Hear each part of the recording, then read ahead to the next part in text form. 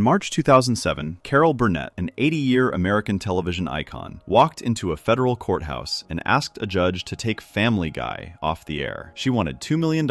She wanted the offending scene cut. She wanted Seth MacFarlane personally held responsible. 3 months later, she lost. The judge dismissed her case before it even reached a real trial. She walked out with nothing. And the strangest part of all of this is that her lawsuit was just the first one that year. Family Guy has been sued more times over more things by more famous people than almost any other cartoon in American history. Music publishers, comedians, actors, watchdog groups, federal regulators. Each fight tells you something different about a show that should have been canceled 3 times over and somehow keeps surviving every legal threat thrown at it. Welcome back to Red Umbrella. Tonight, we break down every single Family Guy lawsuit. Let's get started. Carol Burnett versus 20th Century Fox, March 2007. Carol Burnett spent decades building one of the most beloved careers in American television. From 1967 to 1978, she ran her own variety show, and out of all the characters she created during those 11 years, one stood above the rest: the Charwoman, a quiet cleaning lady in a baggy outfit, mopping floors in an empty theater, daydreaming about a better life. The character was sweet, sad in a gentle way. Burnett often ended the sketch with a soft little song, and audiences loved her for it. The Charwoman became her signature. The image of her in those mismatched clothes, leaning on a mop, was as recognizable as anything in television comedy. So when Family Guy decided to use that exact character in a joke set inside an adult bookstore, Burnett did not laugh. The episode was Peter Rodica. It aired on April 23, 2006, during season 4. The plot is simple. Peter and the guys go to a porn shop. Peter is worried it will be dirty in there, in every sense of that word. Quagmire tells him not to worry. The store is pretty clean, he says, because Carol Burnett works part-time as a janitor. The camera then cuts to a cartoon version of Burnett. She is dressed exactly as the Charwoman. Same outfit, same mop, same posture. She is mopping the floor near a rack of dirty movies. A rough version of the old Carol Burnett show ending song plays in the background. The whole gag lasts about 18 seconds. That was enough. Burnett saw the joke and she was not happy. She felt the show had taken her most personal creation, the character closest to her heart, and dumped it into a setting she would never have chosen. She also believed Family Guy had used part of her old theme song without asking, so she did something Family Guy was not used to anyone doing. She picked up the phone, called her lawyers, and decided to take Seth MacFarlane and Fox to court. In March 2007, almost a year after the episode aired, Carol Burnett filed a lawsuit. She asked for $2 million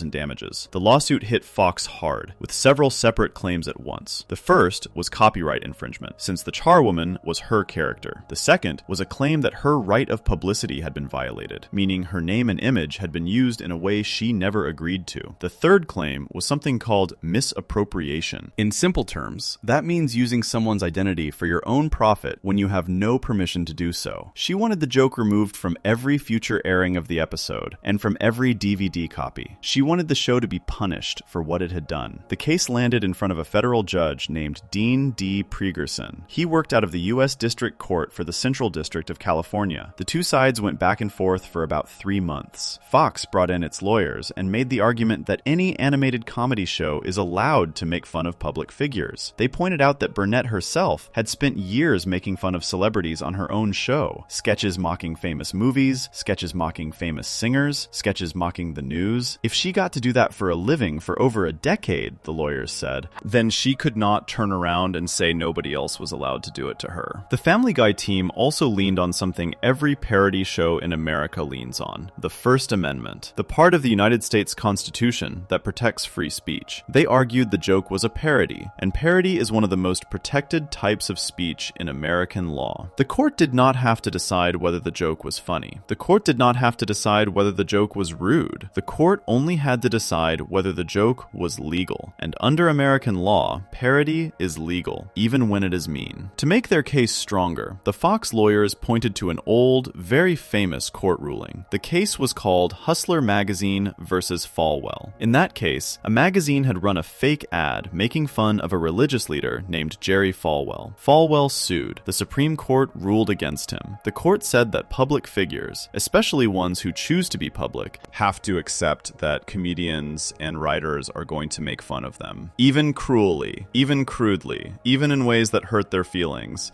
As long as nobody could reasonably believe the parody was real, Still, it was protected speech. That ruling became the wall Burnett was about to walk into. On June 4th, 2007, Judge Pregerson made his decision. He dismissed the case. He threw it out. Burnett got nothing. In his ruling, the judge made some interesting points. He agreed with Burnett that the joke was distasteful. He agreed it placed her character in a setting she would never have chosen. He even said something that probably made Burnett feel a little better. He said the original charwoman, the one she had spent years building on her own show, was far more creative than anything the writers of Family Guy had come up with. The judge basically told Family Guy that yes, your joke was lazy, and yes, her character was better than anything in your script. But he still ruled in their favor, because being lazy is not the same as being illegal. He also pointed out something important about how parody works in American law. The protection does not depend on the parody being good. It does not depend on the parody being kind. It does not depend on the original creator approving of it. The protection exists because if courts started picking and choosing which parodies were nice enough to be allowed, then comedy in America would slowly stop existing. Every joke would have to be approved by the person being made fun of, and obviously, no one being made fun of is going to approve. The judge also made a quiet point that hurt Burnett's case in a way she may not have expected. He noted that public figures, especially performers who built their fame in front of an audience, are frequent targets of crude humor. That was simply part of being famous in America. You cannot enjoy decades of public attention and then sue every comedian who decides to use your image. The law would not protect you that way, and it was not designed to. Fox refused to remove the joke from the episode. They refused to edit any DVD versions. They refused to take it off the air. The charwoman scene plays today in reruns exactly the way it did the night it first aired in 2006. 18 seconds. The mop. The faded theme song. Burnett did not get a single dollar. She did not get an apology. She did not even get the joke shortened. What makes this case interesting is what it represents inside the larger Family Guy story. This was the first time in the show's history that a major celebrity took them to court. Before Burnett, Family Guy had been mocked, criticized, hated, and protested, but never actually sued by a public figure. Carol Burnett was not just any public figure. She was an icon. She was respected. She was a woman who had earned every bit of her place in television history. If she was going to lose this case, anyone after her was probably going to lose too. And that is exactly what would happen over the next several years. Other people would file other lawsuits, and almost every single one of them would end the same way Burnett's did, with a judge pointing at the First Amendment, then pointing at the door. There is also something quietly sad about the whole thing. Burnett did not sue because she was greedy. She sued because she felt protective of a character she had built with care. The charwoman was personal. She had performed that character for years in front of millions of fans,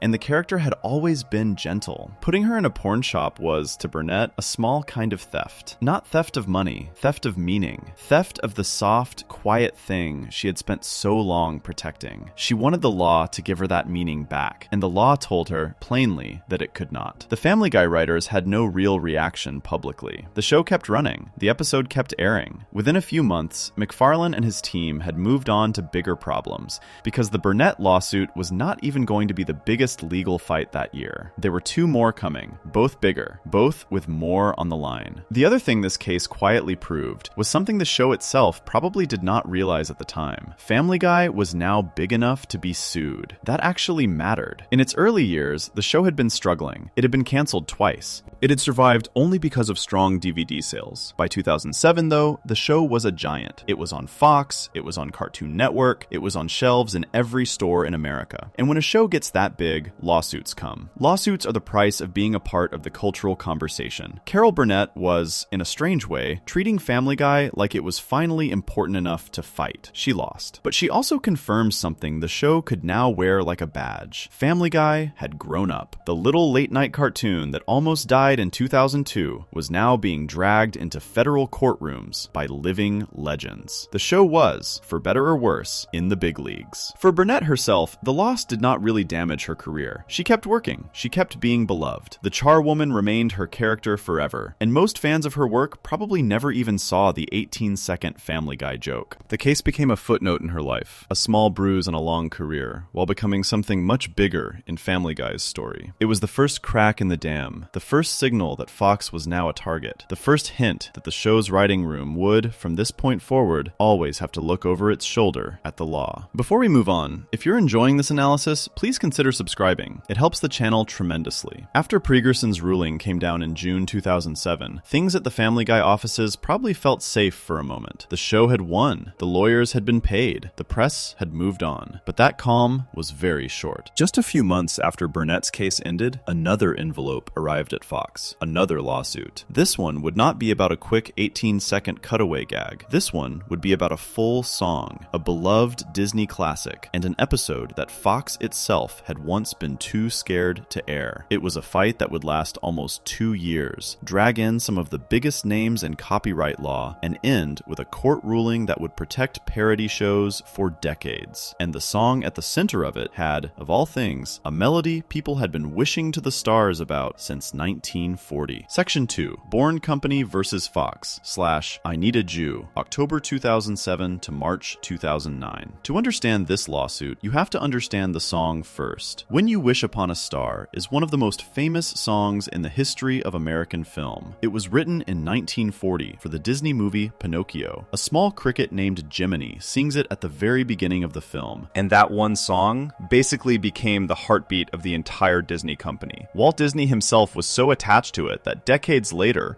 when his company started making its movie logo, they used the melody as the soundtrack. Every Disney movie you have ever seen at the start of the screen with the castle and the shooting star plays a version of that song. The Disney cruise ships even use the first 7 notes as their actual horn signal. Boats, real boats, honking that song into the open ocean. That is how big and how protected this song is in American culture. The song belongs to a music company called Bourne Company Music Publishers. They are the sole United States copyright owner of the original. They make money every time it is played anywhere, and they have spent decades guarding it carefully. So when Family Guy decided to take that exact melody, write completely new lyrics, and turn it into something the Bourne Company lawyers would later describe as deeply offensive, the people running Bourne Company were not amused. The episode at the center of all this was called When You Wish Upon a Weinstein. It is the final episode of season 3 and the 50th episode of Family Guy overall. The plot is straightforward in a Family Guy kind of way. Peter loses a chunk of the family savings to a man selling fake volcano insurance. Lois is furious. Peter feels guilty. He needs help. So he listens to Quagmire and Cleveland, who tell him that men with Jewish-sounding names have always helped them with their money. Peter takes that as a sign. He looks out the window, sees the night sky, and starts to sing. The song he sings is called I Need a Jew. The melody is When You Wish Upon a Star, note for note. The lyrics are completely different. Peter sings about wanting a Jewish person to come help him fix his money problems. Some of the lyrics are crude. One line says that even though many people have hated Jewish people throughout history, Peter himself has always adored them. Another line jokes about the religious history between Christians and Jews. The whole thing is meant to be a satire of the old American stereotype that Jewish people are good with money. The episode is not actually attacking Jewish people. It is making fun of the dumb stereotype itself. But to a casual listener who only catches a few seconds, it can sound very different from what the writers intended. That is exactly why Fox refused to air the episode in the first place. The episode was finished and ready in 2000. Fox executives took one look at it and quietly shelved it. They were not in a fighting mood about it. They simply decided the satire was too easy to misunderstand and put the whole thing in a drawer. It sat there for 3 years. The episode finally aired in November 2003 on Cartoon Network's adult-oriented Adult Swim block, which had picked up Family Guy reruns and saved the show from the dead. Fox itself did not air the episode until December 2004, 4 full years after it was made. That long delay is important because it meant the song I Need a Jew was already out in the world for several years before anyone at Bourne Company decided to do something about it. They watched it air on Cartoon Network. They watched it air on Fox. They watched DVD sales of season 3 take off. They waited. Then, on October 3rd, 2007, they sued. The lawsuit was filed in federal court in New York. Bourne Company went after almost everyone connected to the song. They sued 20th Century Fox Film Corporation. They sued Fox Broadcasting Company. They sued Cartoon Network. They sued Fuzzy Door Productions, which is Seth MacFarlane's company. They sued MacFarlane personally. They even sued the show's longtime composer, Walter Murphy, who had helped put the parody together musically. The lawsuit asked for unspecified money damages, meaning Bourne Company wanted the court to figure out the exact amount later. They also asked for something more dramatic. They wanted the court to stop Family Guy from distributing the episode at all. No more reruns, no more DVDs, no more streaming. Pull it from everywhere. Their argument had two main parts. The first part was simple. Bourne Company said the melody used in I Need a Jew was just their song with new words pasted on top. The lawyer for Bourne Company said in the lawsuit that if you listened to the structure of the lyrics, the song itself, the title of the episode, and the way Peter sings it out the window toward the stars, there was no question that Family Guy was using their work. Which, to be fair, was completely true. Family Guy was absolutely using their song. That part was never really in dispute. The second part was more interesting. Bourne Company argued that the parody had hurt the value of their original song. Their reasoning was that When You Wish Upon a Star is a wholesome, magical, family-friendly piece of music tied to a children's movie. Pairing that melody with offensive jokes about Jewish people, they said, damaged the song's pure image and made it harder for them to license it for things like family films, theme parks, and commercials. They argued that the law required a parody to be commenting on the original work itself. In their view, I Need a Jew was not making fun of When You Wish Upon a Star at all. It was just borrowing the tune to make jokes about something completely unrelated. That argument was based on a real Supreme Court case from 1994 called Campbell versus Acuff Rose Music. In that case, the rap group Two Live Crew had made a parody of the song Pretty Woman. The Supreme Court ruled that parody can be protected, but only if the new work actually comments on the original in some way. Bourne Company was hoping the court would say I Need a Jew did not meet that standard. Fox brought in heavy lawyers. They retained a major law firm to defend the case, and they prepared to fight on the strongest legal ground in American comedy: fair use. Fair use is the part of American copyright law that lets people borrow from copyrighted work for things like criticism, news, teaching, and parody. To win a fair use case, the court looks at four main things: the purpose of the new work, the nature of the original work, how much of the original was used, and whether the new work hurt the market for the original. Fox argued that I Need a Jew passed all four tests easily. The case sat in court for almost a year and a half. The judge handling it was named Deborah Batts, a federal judge working out of the Southern District of New York. She had to listen to both sides, study the song, study the parody, study the law, and decide whether Family Guy had crossed the line. On March 16, 2009, Judge Batts ruled. She ruled in favor of Family Guy, completely. She granted what is called a summary judgment, which means she decided the case was so clear that Bourne Company had no real argument worth taking to a full trial. She dismissed the lawsuit. Bourne Company got nothing. In her ruling, Batts walked through her reasoning carefully. On the first big question, she said, yes, I Need a Jew was a parody. She said it was clearly making fun of When You Wish Upon a Star and the wholesome, sugary feeling that song had built up over the decades. She wrote, in basic terms, that the very thing that made the original song so beloved, its sweetness and its purity, was exactly the thing that made it ripe for parody. The contrast between the gentle melody and the rude lyrics was the joke. Family Guy was not just borrowing the tune. Family Guy was attacking the whole feeling of the original song, and that counted as commenting on it. On the second big question, she went through the four fair use factors. She pointed out that the lyrics of I Need a Jew were strikingly different from the lyrics of When You Wish Upon a Star. She said the amount of music Family Guy used was no more than was needed to make the original song recognizable. You have to hear enough of the tune for the joke to land. If you only used 3 notes, nobody would get it. The parody used what it needed and nothing more. She also said the new song had no real effect on the value of the original. People who wanted the wholesome version of When You Wish Upon a Star were not going to suddenly stop using it because of a Family Guy joke. The two songs lived in completely different worlds. Bourne Company was finished. The episode kept airing. The song kept playing. The DVDs kept selling. But the bigger thing that came out of this case was not just a win for Family Guy. It was a piece of American copyright history. The ruling in this case, Bourne Company versus 20th Century Fox, became one of the most cited parody cases in entertainment law. Lawyers studying fair use, law students studying parody, future shows trying to do their own song parodies. They all started pointing at this ruling. The reason is simple. Before this case, there were strong parody protections, but they were mostly tied to live action and sketch comedy. Animated television was newer, and the rules around it were still being shaped. After this case, animated parody had a clear, modern, federal court ruling backing it up. South Park could rest easier. American Dad could rest easier. Robot Chicken could rest easier. The Simpsons, which had been doing parodies for decades, could now point to a fresh fresh case to lean on. Even shows that had not been made yet would later benefit. Rick and Morty, BoJack Horseman, Solar Opposites. Every adult cartoon that came after 2009 was protected in part by a song about wanting a Jew. There is something quietly funny about that. The episode that almost no one wanted to air. The episode Fox was so nervous about that they hid it for 4 years. The episode that Bourne Company hated so much they sued 5 different companies and a bunch of people personally. That episode ended up making American comedy law better for everyone. It also confirmed something Family Guy had been trying to prove since the day it came back from cancellation. The show was protected. The show was, legally speaking, a real thing. It had survived being canceled twice. It had survived advertiser fear. It had survived a banned episode. It had survived 2 of the biggest legal fights of any animated show in the 2000s. And every time the law came knocking, the law walked away with a piece of paper that said Family Guy could keep doing what it was doing. By the time the Bourne Company case was officially closed in 2009, McFarlane and his team had become almost casual about lawsuits. They had been through Burnett. They had been through Bourne. The Family Guy machine just kept moving forward. Episode after episode, week after week, joke after joke. The lawyers handled the lawyers, and the writers kept writing. Before we move on, if you're enjoying this analysis, please consider subscribing. It helps the channel tremendously. Except this time, while the Bourne case was still playing out, another envelope had already arrived. Another lawsuit. And this one was different from the first 2. This one came from a man most viewers under 40 had never even heard of. An older comedian who used to do silly hand tricks on late-night talk shows in the 1970s. He had been quietly watching Family Guy for years, waiting for the right moment. And when he saw what they had done with his old act, he did not just sue once. He sued, withdrew, sued again, withdrew again, and then sued one more time. The fight would drag on for nearly a decade. And unlike the first 2 cases, this one did not end with Family Guy winning. It ended with something much stranger. Section 3. Art Metrano versus Fox. The decade-long lawsuit, 2000 to 2010. The story of Art Metrano starts way before Family Guy was even a thought in Seth MacFarlane's head. Art Metrano was an American actor and comedian. He was born in 1936, which means he was already a working entertainer back when most of the Family Guy writers were not even born yet. Most younger fans probably know him, if they know him at all, from the Police Academy movies. He played a character named Captain Mauser in Police Academy 2 and Police Academy 3, the smug, sneering boss who was always trying to ruin things for the main characters. He had a long, busy career with appearances in shows like Bewitched, The Streets of San Francisco, and Ironside. But the thing that really made Metrano famous, and the thing that mattered most for this entire lawsuit, happened on late-night television in the early 1970s, specifically on The Tonight Show. Metrano had a comedy bit, a simple one, almost embarrassingly simple. He would walk on stage acting like he was a serious magician about to perform real magic. He would build it up. He would look at the audience like he was about to do something amazing. Then, instead of doing actual magic, he would just start doing tiny, silly hand tricks. He would point at one hand and pretend his fingers were jumping over to the other hand. He would wiggle his fingers in the air like he was casting a spell. None of it was real magic. It was all fake gestures. The whole point was that the trick was nothing. What made the bit funny was the music. The whole time he was doing these dumb little finger movements, he hummed a goofy tune. The tune was an old jazz song from 1930 called Fine and Dandy. He just kept humming it while pretending to be the world's greatest magician, doing absolutely nothing impressive. The contrast was the joke. He looked confident. He looked smug. He acted like he was blowing the audience's minds. And the only thing he was actually doing was wiggling his fingers and humming a song from his grandparents' era. The bit became his signature. He performed it on The Tonight Show many times. He performed it on other talk and variety shows. He even started calling himself the Amazing Metrano in the act. By the early 1970s, anyone who watched late-night television in America knew what the Amazing Metrano routine was. It was small, it was dumb, it was his. Now jump forward to the year 2005. Family Guy releases a direct-to-DVD movie called Stewie Griffin: The Untold Story. The movie was originally meant to be a regular episode, but it grew bigger and got released as its own thing. Inside that movie is a segment called Stu and Stewie's Excellent Adventure. In that segment, an older version of Stewie tells his younger self about a time he traveled back to ancient times and met Jesus Christ. He tells young Stewie that Jesus' miracles may have been a bit exaggerated. The scene then cuts to an animated Jesus standing in front of a crowd of people, supposedly performing miracles. What does animated Jesus actually do? He pretends his fingers are jumping from one hand to the other. He wiggles them in the air. He hums a goofy little tune. The tune is Fine and Dandy. It was the Metrano routine, beat for beat. The the fingers, the humming, the fake confident magician posture. Family Guy had taken his act, animated it, and stuck it into the mouth of Jesus. Metrano saw it, and he was not happy. But here is where things get interesting. Metrano had actually been after Family Guy long before the Stewie movie even came out. Back in the year 2000, when Family Guy was still in its first run on Fox before being canceled, Metrano filed a lawsuit against Fox Broadcasting. He claimed they had stolen other material from his comedy routine. Nobody made a huge deal out of it at the time. Metrano quietly withdrew the lawsuit before it really went anywhere. So when Family Guy used his Jesus bit in 2005, this was actually round 2 for him. He had been watching Family Guy for years, maybe waiting, maybe just keeping an eye on them. In December 2007, Metrano filed his second real lawsuit. He sued 20th Century Fox Film Corporation. He sued Seth MacFarlane personally. He also sued 2 other people who were credited with writing parts of the Stewie movie. One was Steve Callahan, a veteran Family Guy writer. The other was Alex Borstein, the actress who voices Lois Griffin and helped write the segment in question. He filed the lawsuit in federal court and asked for over $2 million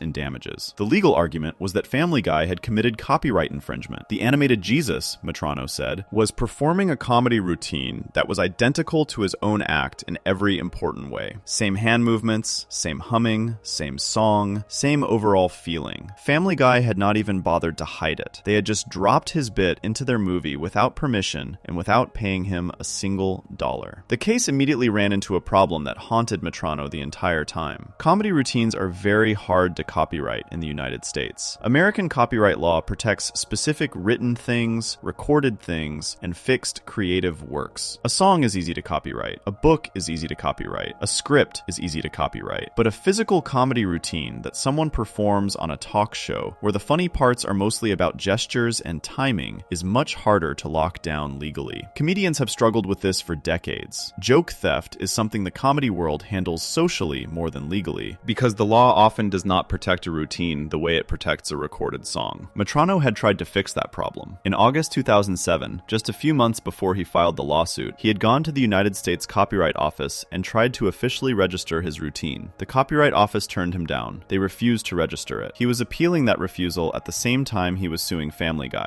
so he was fighting 2 battles at once. One to prove he owned the routine, one to prove Family Guy had stolen it. Then something strange happened. In March 2008, just a few months after filing the lawsuit, Metrano withdrew it. The official reason in court documents was that he and 20th Century Fox had started talking about possibly settling the case privately, without a trial. It looked like the whole thing might quietly disappear. It did not. The talks fell apart. Whatever Fox offered him, if they offered him anything at all, was not enough. So, in September 2008, Metrano refiled the same $2 million lawsuit. Same parties, same claims, same Jesus bit. He was not letting it go. The case landed in front of a federal judge in California named Philip S. Gutierrez. He worked out of the U.S. District Court for the Central District of California, the same general court system where the Carol Burnett case had been heard. Fox's lawyers immediately filed a motion to dismiss. They wanted Gutierrez to throw the case out the same way Burnett's case had been thrown out, and the same way Bourne Company's case was about to be thrown out. Gutierrez did not do that. On July 17, 2009, Gutierrez issued a ruling that surprised a lot of people. He rejected Fox's motion to dismiss. He said the case was strong enough to keep moving forward. In his ruling, he walked through the same 4 fair use factors that had been used in the Bourne Company case. The first factor was the purpose and character of the use. Gutierrez said this factor leaned in Metrano's favor. The second factor was the nature of the work being copied. He said this also leaned in Metrano's favor. The third factor was how much of the original work had been used. He said this leaned in Metrano's favor too. 3 out of 3 so far for Metrano. The fourth factor, which is whether the new work hurt the value of the original, the judge said needed more investigation before he could decide, so he was not ready to rule on that one yet. He also made one more important point. He said the way Family Guy had used the Metrano bit was not really making fun of Metrano or his act. It was making fun of Jesus. The whole point of the scene in the movie was to mock the idea that Jesus' miracles were impressive. Family Guy was using Metrano's routine as a tool to attack Jesus, not to comment on the Metrano himself. That distinction mattered, because parody usually has to be about the original thing being copied. Family Guy had used Metrano's act for a completely unrelated joke. This ruling was huge. For the first time in the history of Family Guy lawsuits, a federal judge had sided with the person suing the show. Not all the way, not yet, but far enough. Burnett had been thrown out. Bourne would be thrown out a few months earlier. Metrano was the only one still standing. That meant Family Guy had a real problem. If the case went to a full trial, anything could happen. A jury might decide they liked the old comedian who had been doing little finger tricks for decades. A jury might decide that Family Guy was big enough and rich enough to have just paid him for his bit. A jury might give him millions of dollars. The legal cost alone of fighting a full trial would be enormous, and the public relations damage would be even worse. Imagine the headlines. Family Guy stole a routine from an old man. Old comedian fights animated billionaire studio. None of that was going to look good for Fox. So the lawyers got back into a room. The negotiations restarted. The numbers got serious. In 2010, the case was settled out of court. The exact terms of the settlement were never made public. Metrano got something. Fox paid something. Nobody outside the rooms where the deal was made knows what the actual amount was. It could have been a lot. It could have been modest. The only thing the public was told was that the matter had been resolved and the case was closed. That makes the Metrano case unique in the entire history of Family Guy lawsuits. It is the only one Fox did not flat out win. The Burnett case was dismissed. The Bourne case was dismissed. Every other major legal fight Family Guy faced over the years ended with the show walking away clean. The Metrano case ended with money quietly changing hands behind closed doors. Whatever Metrano walked away with, he walked away with something, and he was the only one who did. Art Metrano died on September 8th, 2021, at the age of 84. He had a stroke late in his life and ended up in a wheelchair. But he kept working when he could and kept telling stories about his career. Friends and family said he was proud of the things he had built. The Police Academy movies, the talk show appearances, the amazing Metrano. He had spent 10 years of his life fighting Fox over a goofy little finger trick from his youth, and at the end of all of it, he had won enough to call it a win. The settlement also did something else for Family Guy that the show probably did not appreciate at the time. It set a quiet warning. The show could win parody cases all day long when the issue was a song or a character mention. Those fights were easy because parody law was on their side. But when the issue was an entire performance routine, especially one that was hard to legally pin down, the courts could be much less friendly. Family Guy had gotten lucky with Burnett. Family Guy had gotten lucky with Bourne. With Metrano, their luck had finally cracked. Metrano's case also stood out for one more reason. It was the only Family Guy lawsuit where the same person sued multiple times across multiple years. Most plaintiffs sued once, lost, and walked away. Metrano sued in 2000. Metrano sued in 2007. Metrano withdrew in 2008. Metrano sued again in 2008. He spent a full decade going after them. He had a kind of stubbornness that Family Guy had not really faced before. Most celebrities who sued the show had bigger careers and bigger things to worry about. Metrano had time, he had patience, and he had a Jesus scene he was not going to forget. Before we move on, if you're enjoying this analysis, please consider subscribing. It helps the channel tremendously. While the Metrano fight was still moving through the courts in late 2007 and through 2008, something else was happening at the Fox offices. 3 lawsuits had now hit the show inside one calendar year. Burnett, Bourne, and Metrano had all sued in 2007. The legal team was working overtime. The pressure was real. But here is the strange part. Before the very first of those 3 lawsuits, before Carol Burnett ever picked up the phone, Family Guy had already been forced into a different kind of legal battle. Not a courtroom one, a boardroom one. And the people fighting them this time were not famous comedians or music publishers. They were the executives at Fox itself. Fox was about to put one of Family Guy's own episodes in a drawer for nearly 4 years. And that decision would set the stage for everything that came next. Section 4. The banned episode that beat the lawsuit, When You Wish Upon a Weinstein. Before any outside person ever sued Family Guy, the show had to deal with a much closer enemy, its own network. To understand this story properly, you have to go back to 1999, when Family Guy was a brand new show, struggling for attention, fighting for its life on the Fox schedule. The show had premiered in January of that year, and almost immediately it had problems. The ratings were not great. The reviews were mixed. Critics kept comparing it to The Simpsons, almost always unfavorably. The show had been moved around the schedule. It was put up against tough competition. It was treated like a problem child by the network from the very beginning. By the time season 3 was being made, around the year 2000, the writers were under pressure. They needed to make jokes that landed. They needed to make episodes that got people talking. They were a young, hungry writing team, and they were willing to push pretty hard. One of the episodes they decided to make for season 3 was an episode called When You Wish Upon a Weinstein. The episode was written by a writer named Ricky Blitt and directed by Dan Povenmire, who later went on to create the kids show Phineas and Ferb. The plot was, in classic family Family Guy fashion, both stupid and risky at the same time. Peter loses the family savings to a man selling fake volcano insurance. Lois is angry. Peter feels guilty and needs to get the money back. He listens to his friends Quagmire and Cleveland, who tell him that Jewish men have always helped him with money. So Peter, being Peter, takes that bad stereotype completely seriously. He decides he needs a Jewish person to help him fix his finances. This is where it gets bold. Peter looks out the window at the night sky and sings a full musical number called I Need a Jew. The melody is the famous Disney song from Pinocchio. The lyrics are filled with crude jokes about old American stereotypes. Then, by complete movie logic coincidence, a Jewish accountant named Max Weinstein has car trouble right outside the Griffin house. Peter takes it as a sign from heaven. He chases Max down the street and pressures him into helping. Max, played by guest voice actor Ben Stein, helps Peter get the money back. Peter is so impressed that he decides to convert his son Chris to Judaism, believing it will make Chris smart and successful. Lois, who is not Jewish, gets upset and tries to stop the conversion. The whole episode is built around making fun of the dumb stereotype that Jewish people are good with money. The point of the joke is that Peter believes the stereotype, like an idiot. The audience is supposed to laugh at Peter for being dumb enough to think a person's religion decides whether they can balance a checkbook. The writers thought they were attacking the stereotype itself. Fox executives saw it differently. When the episode was finished and ready for broadcast in 2000, the people running Fox at that time looked at it and got nervous. Very nervous. Their concern was simple. Even if the episode was meant to be a satire of bad stereotypes, casual viewers flipping past Family Guy might only catch a few seconds. They might hear Peter singing a song called I Need a Jew. They might see jokes about Jewish people being good with money. They might see Peter trying to convert his son. And those casual viewers might decide the show was actually being anti-Semitic, meaning prejudiced against Jewish people, instead of making fun of prejudice. Fox decided not to take the chance. They quietly shelved the episode. They did not air it. They did not announce why. They just put it in a drawer and walked away from it. Season 3 of Family Guy ended without When You Wish Upon a Weinstein ever airing. For Family Guy, this was a serious blow. The show was already in trouble. In 2002, just a couple of years after the episode was shelved, Fox actually canceled the show. The ratings had gotten worse. The network had lost faith. Family Guy was dead. There were no more new episodes being made. The writers and animators packed up. The crew moved on to other jobs. From the outside, it looked like the show had simply failed and was over. What saved Family Guy was something nobody at Fox had really expected: DVD sales. When the first 2 seasons came out on DVD, they sold incredibly well. Within 1 month of release, the DVDs had sold 400,000 copies. Eventually, total sales reached 2.2 million copies. That made it the best-selling television DVD of 2003 and the second highest-selling television DVD ever at the time, only behind the first season of Chappelle's Show on Comedy Central. At the same time, Cartoon Network had picked up the rights to air Family Guy reruns on its adult-oriented Adult Swim block. They got the rights cheaply, almost for free, because nobody at Fox thought the show was worth much. Once Adult Swim started airing reruns in April 2003, Family Guy became the highest-rated show in its time slot. It boosted Adult Swim's late-night viewership by over 200%. Suddenly, the show had a massive audience again. Fox saw all of this and realized they had made a mistake canceling the show, so they brought it back. Family Guy returned to the Fox lineup with new episodes, but in the meantime, there was still that one shelved episode from 2000 sitting in a drawer: When You Wish Upon a Weinstein, a finished, fully animated, completely paid for episode of Family Guy that nobody had ever seen on television. Adult Swim was the one who finally aired it. On November 9th, 2003, the episode made its world television debut on Cartoon Network's Adult Swim block. 3 years after it was made, audiences finally got to see it. The reaction was loud. Some viewers thought it was hilarious. Some viewers thought it was offensive. Some Jewish groups objected. Other Jewish viewers actually defended it, pointing out that the episode treated Judaism with surprising warmth and showed Max Weinstein as a smart, kind, decent person, while Peter was the idiot of the story. Fox itself, the network that had originally been too scared to air the episode, finally aired it on December 10th, 2004, 4 full years after it was made. By that point, Family Guy was a hit again. The controversy had died down, and the network was willing to take the chance. But here is where this story connects to the larger legal picture. The fact that Fox had refused to air the episode for so long actually became part of the legal background to the lawsuit that came later. Bourne Company music publishers, who owned When You Wish Upon a Star, had to wait years before they could even see the parody on a major network. By the time the episode finally aired on Adult Swim in 2003 and on Fox in 2004, the Family Guy DVD sets containing the episode were already already on shelves. The song I Need a Jew was already out in the world. People had heard it, people had bought it, people had quoted it. The music publisher had been watching this whole story unfold for years before they finally took action. When Bourne Company filed their lawsuit on October 3rd, 2007, the long delay actually worked against the legal claim that the parody had hurt the original song. By that point, the episode had been around for 7 years in some form. People still licensed When You Wish Upon a Star for wholesome things. People still used it in commercials. The Disney company still played it during their movie logos. The song had survived the parody just fine. The judge in the Bourne case, Judge Deborah Batts, even pointed out something close to this in her ruling. She noted that the original song had benefited for decades from being associated with wholesome things like Pinocchio. That very wholesomeness, she said, was exactly what made it open to being teased by parody artists. So in a strange way, Fox's nervous decision to shelve the episode in 2000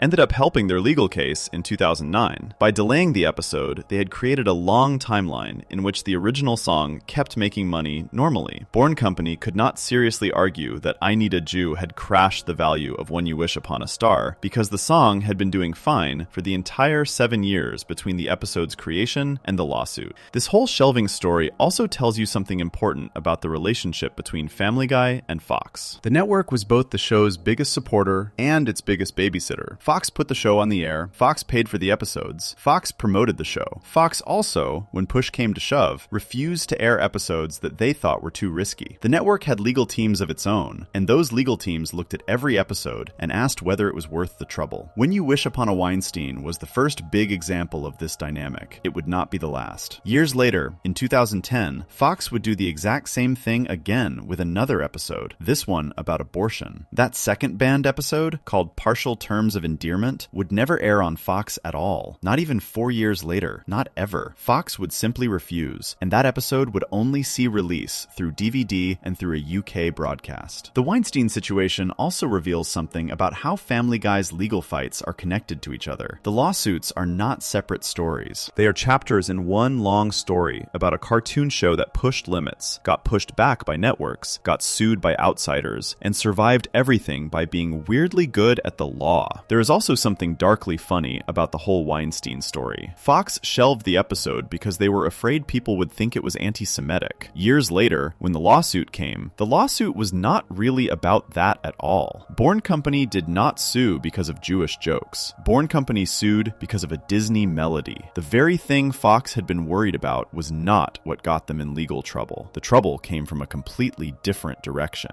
It came from a 1940 cartoon cricket and the music publishers who owned his theme song. The episode itself, looking back at it now, is actually milder than many people remember. The most controversial joke is probably the song itself, which has crude lyrics, but is clearly framed as Peter being a moron. The Jewish character in the episode, Max Weinstein, is treated with real respect. The episode ends with Lois actually defending Judaism. The story does not mock Jewish people. The story mocks Peter for thinking that any group of people, anywhere, has some magic ability based on their religion. That kind of nuance is exactly what worried Fox in the first place. Nuance does not protect you from people who only watch 10 seconds of an episode. Nuance does not protect you from advertisers who pull money. Nuance does not protect you from headlines. So Fox played it safe. They kept the episode in a drawer until the show was popular enough to survive any backlash, then quietly let it out into the world. When You Wish Upon a Weinstein eventually became one of the most famous Family Guy episodes ever made, partly because of its actual content, and partly because of how long it had been hidden. The episode now sits firmly in Season 3. Fans rank it among the show's important early moments. The behind-the-scenes story, the 4-year delay, the Adult Swim rescue, the eventual Fox airing,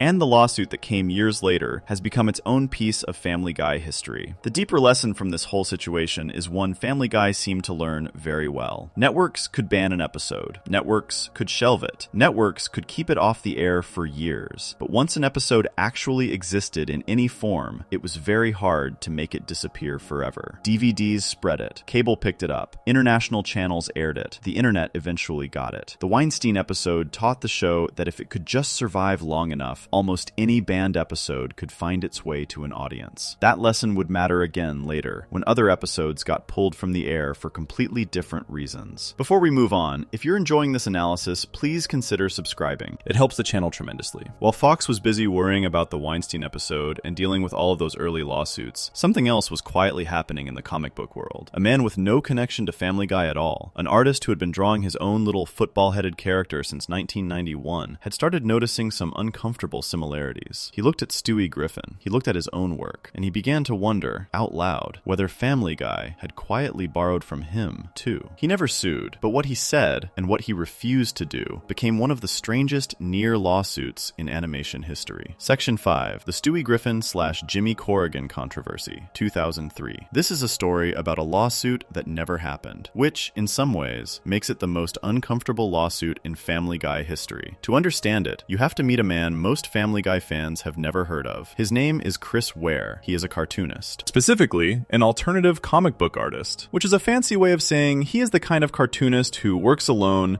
draws very slowly, and creates strange, beautiful, sad little comic books that win awards but never become mainstream. He is one of the most respected comic artists alive. People who study comics treat him the way music fans treat artists who sell out small theaters but get talked about in textbooks. Chris Ware has a character. He started drawing this character around 1990 or so, while he was working on a totally different comic strip about a silent mouse. He got tired of doing the mouse strip and decided to break things up by drawing a one-off parody of old Depression-era comics about brilliant, sad little kid geniuses. The character he came up with was a small, lonely boy with an unusually shaped head, sparse strands of hair on top, and a quiet, miserable life. The boy had an overbearing mother. He invented things to escape from her. He spent his days lost in his own imagination, wishing his life were different. Ware named him Jimmy Corrigan. The full title of the comic strip was Jimmy Corrigan, the Smartest Kid on Earth. The character started showing up regularly in a Chicago alternative weekly newspaper called New City in December 1991. From there, he became part of Ware's larger comic book series, the Acme Novelty Library, which was published throughout the 1990s. By 2000, the character had grown into a full graphic novel, which is just a long comic book in book form. The graphic novel was published by Pantheon Books in the year 2000. It became, by the standards of alternative comics, a huge hit. It won major awards. Critics loved it. The book was praised as one of the most important comics of its generation. The character of Jimmy Corrigan, then, had been around for nearly a decade by the time Family Guy showed up. Family Guy debuted on Fox on January 31st, 1999, almost 8 full years after Ware first started drawing Jimmy. And the youngest member of the Griffin family looked, well, very specific. His name was Stewie. His head was shaped like a football. He had thin strands of hair on top. He had an overbearing mother whom he openly hated. He invented things to escape from her, including, in early episodes, weapons designed to kill her. He talked like an adult. He behaved like a small, lonely genius trapped in the wrong family. Some readers of comic books noticed. A small buzz started building in comic book circles. Fans of Chris Ware began passing around the comparison. Look at Jimmy Corrigan. Now look at Stewie Griffin. Same head shape, same hair, same hatred of mom, same quiet genius trapped in childhood, same desire to invent ways out of his life. The similarities were not just one or two things. They were a whole pile of things stacked on top of each other. In 2003, Entertainment Weekly magazine, which is a major American entertainment publication, decided to actually ask both sides about it. The magazine ran a piece on the comparison. They asked Chris Ware about it. They asked Seth MacFarlane about it. The reactions were, to say the least, very different. Chris Ware was quiet, careful, and visibly uncomfortable. He did not call MacFarlane a thief. He did not file a lawsuit. He did not even really get angry in public. What he did was something stranger and more interesting. He expressed a worry. His worry was that his own work, which had been around for years before Family Guy ever existed, would now look like a copy of Family Guy to people who had never read his comics. He said he did not want a book containing 7 years worth of his hard work to come out and be accused of being a ripoff of an animated television show. He said the similarities between Stewie and Jimmy were, to use his own words, a little too coincidental to be simply coincidental. That last line is the line that mattered. Ware was not directly accusing MacFarlane of stealing. He was just refusing to pretend that the similarities were not there. He was saying in the politest, most careful way possible that something was off. Seth MacFarlane gave his own response in the same Entertainment Weekly interview. He said he had not been familiar with Chris Ware's work before Family Guy debuted. He said he had not read the Jimmy Corrigan strips. He said the similarities were, in his own words, pretty shocking when he saw them. He even said he understood completely why Chris Ware might draw the conclusion that Family Guy had borrowed from him. MacFarlane was not defensive. He was not aggressive. He just said, honestly, that he had not known about the comic and that he could see why Ware was uncomfortable. 20th Century Fox, the studio that owned Family Guy, gave a much more lawyerly response. Fox put out a statement saying that Stewie Griffin was an entirely original, independently created character character. That is exactly the kind of language a studio uses when they are aware that a lawsuit could be coming and they want to make their position legally clear before anything starts. But here's the thing. Chris Ware never sued. He could have. The case would have been a real one. Copyright protects characters as well as stories, and a strong argument could have been made that Stewie's design and personality were, at the very least, deeply influenced by Jimmy Corrigan. With expert witnesses, with comic book historians, with side-by-side images shown to a jury, Ware might have had a fighting chance. Fox would have had to spend a lot of money defending against it. And even if they had eventually won, the publicity would have been awful. Ware chose not to do it. He never explained the choice in detail. People who know him and his work say it fits with his general personality. He is not a fighter. He is not loud. He is a quiet, slow, thoughtful man who spends years drawing tiny, careful pictures alone in his studio.